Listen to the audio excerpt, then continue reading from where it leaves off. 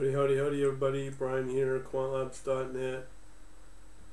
November 14th, 22:32, 10:32 p.m.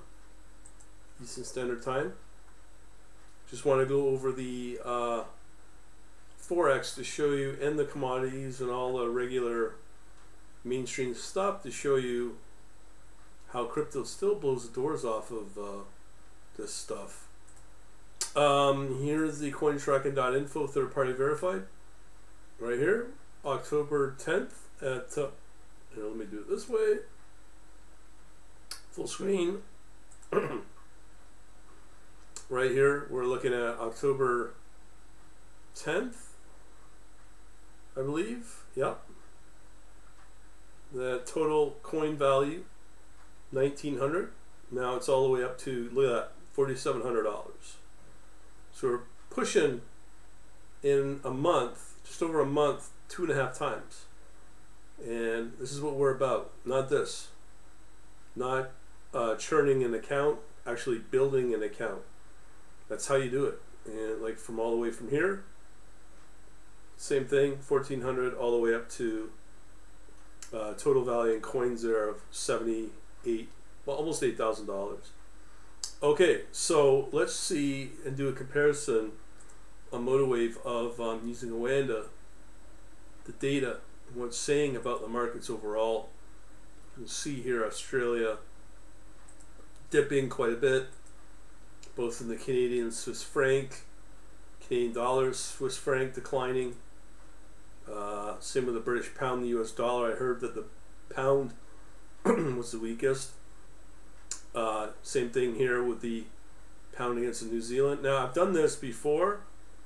Monthly view, this is 4-hour view. You can see here, this is the general trend that we'll see here where things peak at roughly around here. In this case for the New Zealand, pound against the New Zealand at January 2007. It's been a steady decline since then, which is a fact of reality for a lot of countries. So Australia, Swiss franc is another one we could look at, and this is what's going on, just general decline everywhere. Pound against the US dollar, same thing. It's just, folks, this is our livelihood. This is our wealth creation over the last, this goes all the way back to 2007. You can see it did incline up to, again, 2007. It's been declining since. So things get more expensive. Then we have silver. Good rally there. I guess the concerns of the uncertainties out there in Canadian dollars. Silver here at $27 all the way up to 31. Okay, a lot of people get excited by that, but we know about crypto. But once again, this is what we're dealing with. Steady decline, that would be expected, hard asset. And you can see the spikes here when the panic sets in. And we're not that far off from the peak of 2008. I'd say we're about 3/4 of the way. Silver again in Swiss franc, euro. Look at this monthly view here. Same thing, so same pattern. Hong Kong might be a little different, but same thing. And the return is not as high as silver in Hong Kong dollar. So these are regions giving you the better so-called returns here. Silver in New Zealand. Notice that there's nothing, not very much in US dollar. Euro in Poland. This is an interesting one. It's been a nice, well, I should say a nice rally. Very volatile. If you can hang on to that, it's definitely not a buy and hold. Here we had hopes in Poland. Very flat. This is the interesting ones. Euro and Turkish Lira. Look at that rally. That's a good rally from 10 to 13. Sorry, 1150. But it's just to show you. Look at that. That's wealth creation right there. Euro and Turkey. Okay. So Deutsche 10-year bond declining, rallying now. Again, monthly view. That's steadily building. That's the markets for the Deutsche 30, Hong Kong 30, 33, very volatile. Not much to talk about here in Hong Kong 33. Singapore, very flat, kind of slightly parabolic. Pound against the Singapore, same thing. But this is quite interesting. Singapore has a very high debt level. It clearly shows here where Singapore up to 2005 just getting slammed here really hard over the last 16 years. Same with the yen, but here the Singapore and Japanese yen's gone flat. It has rallied a little bit, and again, very flat. You're not going to make a lot of money there. This is another good one. Is Hong Kong, Hungary. Good little rally there since November 9th. But look at this monthly view again. Not as strong as and steady as Turkey, but it is trending up. Now we get to see some U.S. bonds. Look at this decline, man. This is the credibility of the U.S. government on an international level. No one's wanting to take the money. No one's wanting to buy that debt, no matter what you hear. Charts don't lie. Monthly view, it's been declining since 2020. Has increased and then started to decline since 2020. US dollar, Singapore. Let's look at the monthly view. Again, same story as before. Now here's soybean. This is to show you that there really is no inflation. Okay, soybean is a typical base agriculture. Look at this, it's been declining. It goes to show that somebody out there is purposely holding this inflation. It ain't the wholesalers, okay? This is quite clear that the charts indicate the price of these contracts for soybean have dropped. Okay, let's look at the monthly. Yeah, this is true. There was inflation kicking in up until about May, okay, and it's dropped back since. Same with sugar, flat, okay, flat. Again, here's the little rally. It says inflation, but we've seen that before. Nobody really noticed that in 2016. Notice wheat, another one. Steady rally, okay. Fine, I'll grant that. So that is going up from $7 to $8. But monthly, it is increasing. But look at this. Back in during the financial crisis, corn rally, decline, back up a little bit. But if the inflation, I'm just trying to wrap my head around why is it dropping at certain points. Look at this, since May it's been dropping. Okay, that's corn. Food basic food product. Let's see what else we can show you that we haven't seen. Australia, New Zealand, very flat. Declining. This is like U.S. Canada, I would imagine. Monthly chart, flat, boom, all the way up from $1.35 back in. It's a peak, March 2011, and been flat all the way down to January 2014. Never recovered. Deutsche 30 we looked at. Okay, Brent crude. This is an important one. Here is the rally. Okay, price increase between, let's say, September 19th till about here, October 24th, and slight decline. Okay, so rally, yes, but we've seen this before, back in 2016 up to roughly here September 2018. So we are seeing a little bit of inflation. No doubt on that. As I said, the charts don't lie. Pound against New Zealand, again, declining. Monthly, same thing as before, decline and then go flat. This is people trading in the markets. So USD Norway's rallying a little bit, all the way from October 27th. This hasn't been doing too good either. Actually, it's inclining. I'll take Turkey for whatever reason.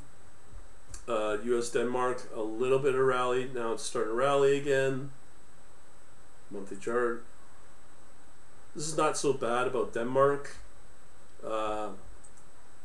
DKK, same pattern as Mexico. Trending up, but not steady. Gold, now gold and euro. Okay, now it's starting to rally. Okay, so gold is starting to move up. 1520 to 1632. So obviously this is concerns. So this is starting to rally as it should. That started in November 3rd.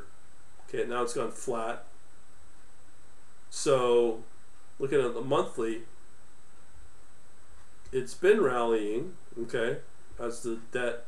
Look at this, all the way back to July 2001, 497, all the way up to 1620. So over the years, it has definitely rallied quite a bit.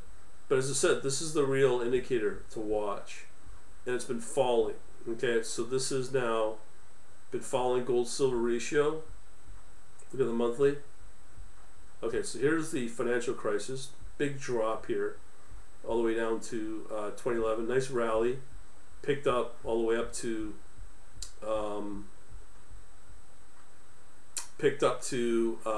here, March 2020.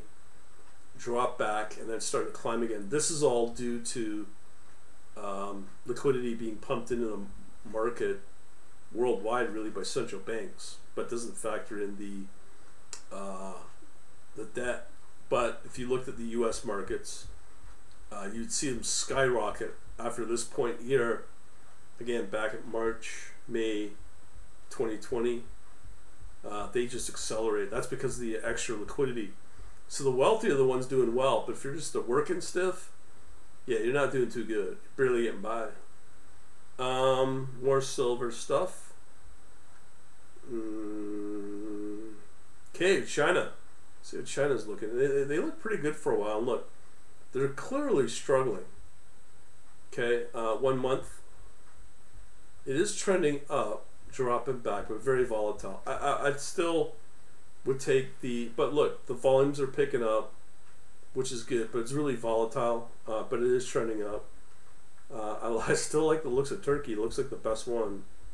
Euro 50, again, nice and steady, nice rally since, let's say here, low here of October 6th. It's been flat for a little while since November 5th. Monthly view. Again, this is what I was referring to, this liquidity thing. Really dropped back last year, around February last year, 2020. Things started to really pick up as they printed more money in euro.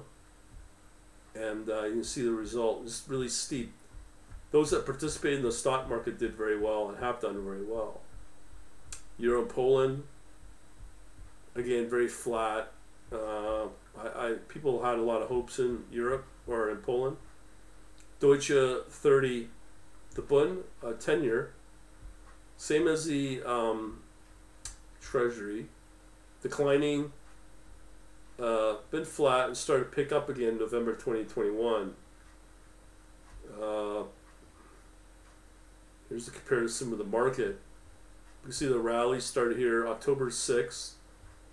Kind of continuing along, but on the monthly, steady, and started to really pick up. Not as much as the U.S., but you're not seeing the U.S. in here. We've looked at Hong Kong already. This one's done okay. Netherlands, really well. Started to rally, gone flat. And there's a lot of similarities between a lot of these. But look at that increase. That's just as much as the U.S. But I think we're coming to the end here. yeah, Taiwan. So we have here October 4th has been rallying. Monthly view. This has done really well. Look at that. Very little hit with the pandemic. Really rallied. Still, I'm trying to start to really talk the talk because it's not ruined Taiwan, but it clearly has prevented it from growing. It's probably one of the reasons why China wants Taiwan again. It really comes down to semiconductors, and that's why the states are supposedly wanting to defend it. Here's the UK with that steady drop, and starting to rally a little bit since here around the reversal here around October 29th. But yeah, the UK has been suffering pretty hard. Really choppy move up there for the month view. Here's now the 5-year Treasury. That drop, flat, drop again farther down. It's because I believe of these $1 trillion stimulus programs they want to bring in. Really hurts the credibility of the U.S. This increase, drops back, starts to rally from November 2018 up until November 2020 and started to decline again. So that's a short term. 10-year, again, same side. Been long term decline, really in the pits. And then look, 1 month. Same pattern as before, but it's really declining now in the 10-year. That's all we got there. USD Japan yen rallying, and it's gone flat since about October 19th here. Monthly view, really not anything exciting, I don't think. WTI we haven't seen in a while. Did rally here, you can see that September 19th till about October 25th. Gone flat, seems to be declining, so the taper is coming. So we'll see what happens to the price of oil there. Brent crude again, I think we've seen that. Natural gas, all over the place. I had a lot of hope in this. 1 month really flat, started decline, now dropping. And again, with these inflation, why is this dropping? You know what I mean? That's for the last 2 months. Sugar, looking for anything new here. Not really, nothing new. Platinum, rally, but really choppy. 1 month, decline, flat. Now, well, not doing too good. Let's see anything else here. Copper, it did rally, no doubt, from March till June, July, and it's dropped back or gone flat. So again, where's that inflation? This has got to do with China. Everything else we've done. Okay, so that shows you how these markets are not the best to be in. That's why you're starting to see the acceleration into crypto. Now, if you like this stuff, 2 things. You can go to my private chat server, quantlabs.info, and also you can join my daily newsletter at quantlabs.net/contact as well. We don't sell your info. But that's about it. Thanks for watching.